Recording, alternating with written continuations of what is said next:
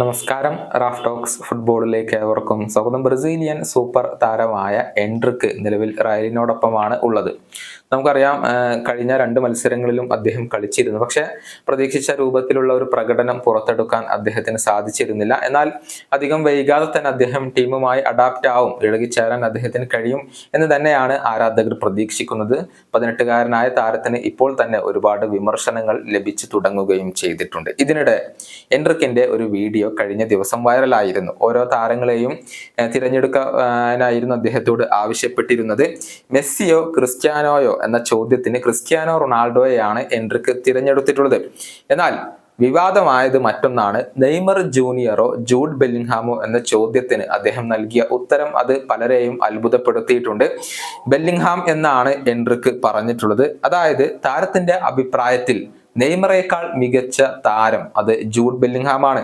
ഇത് ബ്രസീലിയൻ ആരാധകർക്ക്, പ്രത്യേകിച്ച് നെയ്മറുടെ ആരാധകർക്ക് പിടിച്ചിട്ടില്ല എന്നുള്ളതാണ് യാഥാർത്ഥ്യം. വലിയ വിമർശനമായിരുന്നു താരത്തിന് പിന്നീട് ലഭിച്ചത്. താരത്തിന്റെ ഇൻസ്റ്റഗ്രാം കമന്റ് ബോക്സിൽ നെയ്മർ ആരാധകരുടെ ഒരു പൊങ്കാല തന്നെ അരങ്ങേറിയിരുന്നു.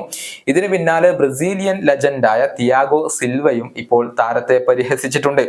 എൻട്രിക്ക് ബെല്ലിംഗ്ഹാമിനെ തിരഞ്ഞെടുക്കുന്നത് പെഡ്രോ ലോപ്പസ് എന്നൊരാൾ, ഒരു ഇൻഫ്ലുവൻസർ ആണ്. അദ്ദേഹം ഒരു ട്രോൾ വീഡിയോ ആക്കി മാറ്റിയിരുന്നു.